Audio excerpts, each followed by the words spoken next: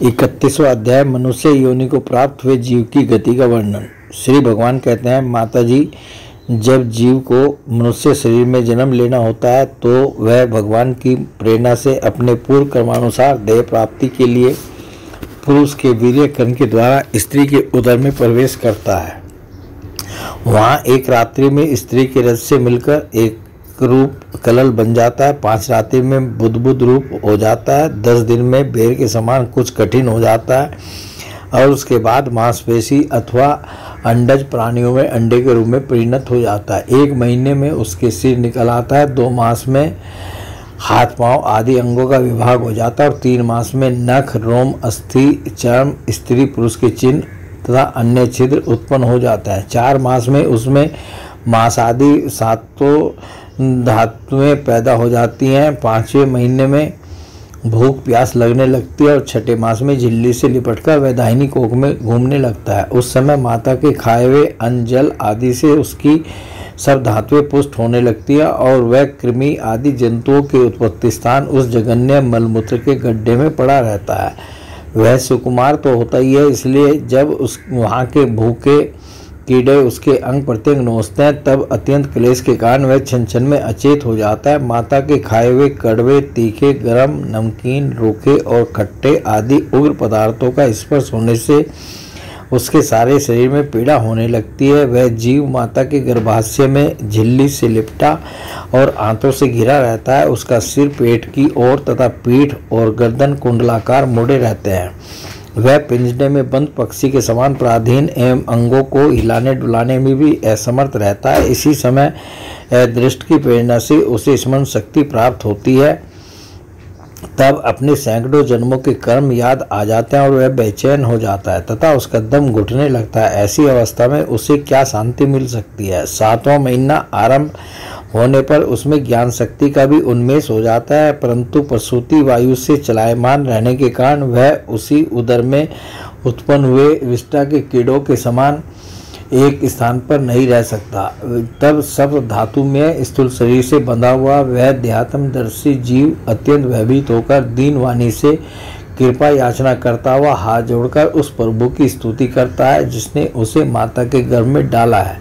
जीव कहता है, मैं बड़ा अधम हूँ। भगवान ने मुझे जो इस प्रकार की गति दिखाई है वह मेरे योग्य ही है। वे अपने शरण में आए हुए इस नश्वर जगत की रक्षा के लिए ही अनेक प्रकार के रूप धारण करते हैं। अतः मैं भी भूतल पर विचरण करने वाले उन्हीं के निर्भय चरणारविंदों की शरण लेता हूँ। जो मैं अर्थात जीव इस माता के उदर में देह, इंद्रिय और अंतःकरण रूपा माया का आश्रय कर पुण्य पाप रूप कर्मों से आच्छादित रहने के कारण बद्ध की तरह हूँ, वही मैं यहीं अपने संतप्त हृदय में प्रतीत होने वाले उन विशुद्ध अर्थात उपाधि रहित अविकारी और अखंड बोध स्वरूप परमात्मा को नमस्कार करता हूँ।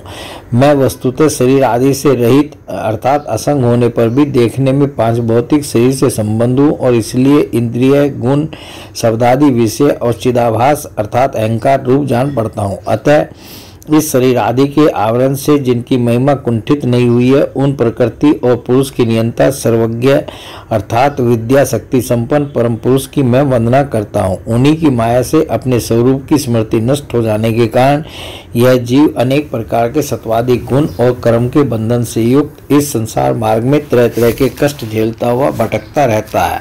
अतः उन परम पुरुष परमात्मा की कृपा के बिना और किस युक्ति से इसे अपने स्वरूप का ज्ञान हो सकता है। मुझे जो यह तैरकालिक ज्ञान हुआ है यह भी उनके सिवा और किसने दिया है, क्योंकि स्थावर जंगम समस्त प्राणियों में एकमात्र वे ही तो अंतर्यामी रूप अंश से विद्यमान है। अतः जीव रूप कर्मजनित पदवी का अनुवर्तन करने वाले हम अपने त्रिविध तापों की शांति के लिए उन्हीं का भजन करते हैं। भगवान यह देहधारी जीव दूसरी अर्थात माता के देह के उदर के भीतर मल मूत्र और रुधिर के कुएं में गिरा हुआ है। उसकी जठराग्नि से इसका शरीर अत्यंत संतप्त हो रहा है। उससे निकलने की इच्छा करता हुआ यह अपने महीने गिन रहा है। भगवान अब इस दिन को यहाँ से कब निकाला जाएगा। स्वामीन, आप बड़े दयालु हैं। आप जैसे उदार प्रभु ने ही इस 10 मास के जीव को ऐसा उत्कृष्ट ज्ञान दिया है दीन बंधो, इस अपने किए हुए उपकार से ही आप प्रसन्न हो, क्योंकि आपको हाथ जोड़ने के सिवा आपके इस उपकार का बदला तो कोई दे भी क्या सकता है। प्रभु, संसार के ये पशु पक्षी आदि अन्य जीव तो अपनी मूढ़ बुद्धि के अनुसार अपने शरीर में होने वाले सुख दुख आदि का ही अनुभव करते हैं, किंतु मैं तो आपकी कृपा से सम दम आदि साधन संपन्न शरीर से युक्त हुआ हूँ। अतः आपकी दी हुई विवेकवती बुद्धि से आप पुराण पुरुष को अपने शरीर के बाहर और भीतर अहंकार के आश्रयभूत आत्मा की भांति प्रत्यक्ष अनुभव करता हूँ। भगवान, इस अत्यंत दुख से भरे हुए गर्भाशय में यद्यपि मैं बड़े कष्ट से रह रहा हूँ, तो भी इससे बाहर निकलकर संसार में अंधकूप में गिरने की मुझे बिल्कुल इच्छा नहीं है, क्योंकि उसमें जाने वाले जीव को आपकी माया घेर लेती है, जिसके कारण उसकी शरीर में अहम बुद्धि हो जाती है और उसके परिणाम में उसे फिर इस संसार चक्र में ही पड़ना होता है। अतः मैं व्याकुलता को छोड़कर हृदय में श्री विष्णु भगवान के चरणों को स्थापित कर अपनी बुद्धि की सहायता से ही अपने को बहुत शीघ्र इस संसार रूप समुद्र के पार लगा दूंगा, जिससे मुझे अनेक प्रकार के दोषों से युक्त यह संसार दुख फिर न प्राप्त हो। कपिल देव जी कहते हैं, माता, वह 10 महीने का जीव गर्भ में ही जब इस प्रकार विवेक संपन्न होकर भगवान की स्तुति करता है, तब उस अधोमुख बालक को प्रसव काल की वायु तत्काल बाहर आने के लिए ढकेलती है। उसके सहसा ठेलने पर वह बालक अत्यंत व्याकुल हो नीचे सिर करके बड़े कष्ट से बाहर निकलता है। उस समय उसके श्वास की गति रुक जाती है और पूर्ण स्मृति नष्ट हो जाती है। पृथ्वी पर माता के रुधिर और मूत्र में पड़ा हुआ बालक विष्ठा के कीड़े के समान छटपटाता है। उसका गर्भवास का सारा ज्ञान नष्ट हो जाता है और वह विपरीत गति अर्थात देहाभिमान रूप अज्ञान दशा को प्राप्त होकर बार बार जोर जोर से रोता है। फिर जो लोग उसका अभिप्राय नहीं समझ सकते, उनके लिए उनके द्वारा उसका पालन पोषण होता है। ऐसी अवस्था में उससे जो प्रतिकूलता प्राप्त होती है, उसका निषेध करने की शक्ति भी उसमें नहीं होती। जब उस जीव को शिशु अवस्था में मैली कुचैली खाट पर सुला दिया जाता है, जिसमें खटमल आदि स्वेदज जीव चिपटे रहते हैं, तब उसमें शरीर को खुजलाने, उठाने अथवा करवट बदलने की भी सामर्थ्य न होने के कारण वह बड़ा कष्ट पाता है। उसकी त्वचा बड़ी कोमल होती है। उसे डांस, मच्छर और खटमल आदि उसी प्रकार काटते रहते हैं जैसे बड़े कीड़े को छोटे कीड़े। इस समय उसका गर्भावस्था का सारा ज्ञान जाता रहता है, सिवा रोने के वह कुछ नहीं कर सकता। इसी प्रकार बाल्य अर्थात कुमार और पौगंड अवस्थाओं के दुख भोगकर वह बालक युवा अवस्था में पहुंचता है। इस समय उसे यदि कोई इच्छित भोग नहीं प्राप्त होता तो अज्ञानवश उसका क्रोध उद्दीप्त हो उठता है और वह शोकाकुल हो जाता है। देह के साथ ही साथ अभिमान और क्रोध बढ़ जाने के कारण वह काम परवश जीव अपना ही नाश करने के लिए दूसरे कामी पुरुषों के साथ वैर ठानता है।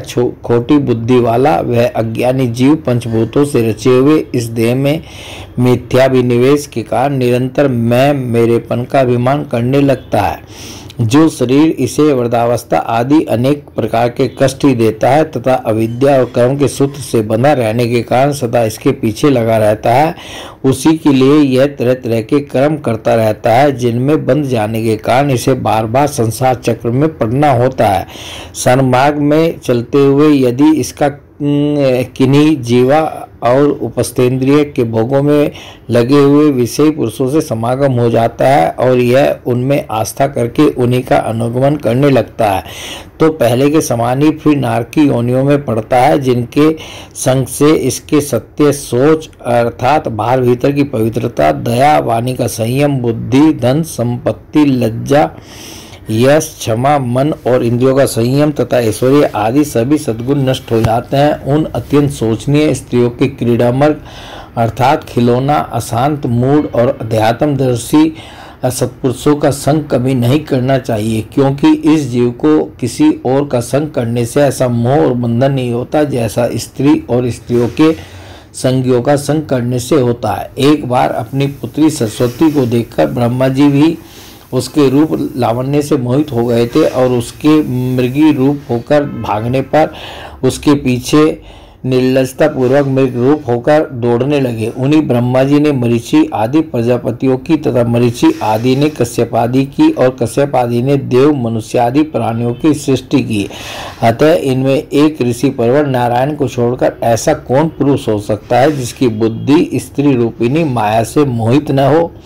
अहो मेरी इस स्त्री रूपिणी माया का बल तो देखो, जो अपने भ्रिकुटी विलास मात्र से बड़े बड़े दिग्विजयी वीरों को पैरों से कुचल देती है। जो पुरुष योग के परम पद पर आरूढ़ होना चाहता हो अथवा जिसे मेरी सेवा के प्रभाव से आत्मा अनात्मा का विवेक हो गया हो, वह स्त्रियों का संग कभी न करे, क्योंकि उन्हें ऐसे पुरुष के लिए नरक का खुला द्वार बताया गया है। भगवान की रची हुई यह जो स्त्री रूपिणी माया धीरे धीरे सेवा आदि के मिस से पास आती है, इसे तिनकों से ढके हुए कुएं के समान अपनी मृत्यु ही समझे। स्त्री में आसक्त रहने के कारण तथा अंत समय में स्त्री का ही ध्यान रहने से जीव को स्त्री योनि प्राप्त होती है। इस प्रकार स्त्री योनि को प्राप्त हुआ जीव पुरुष रूप में प्रतीत होने वाली मेरी माया को ही धन पुत्र और ग्रह आदि देने वाला अपना पति मानता रहता है। सो जिस प्रकार व्याधे का गान कानों को प्रिय लगने पर भी बेचारे भोले भाले पशु पक्षियों को फंसाकर उनके नाश का ही कारण होता है,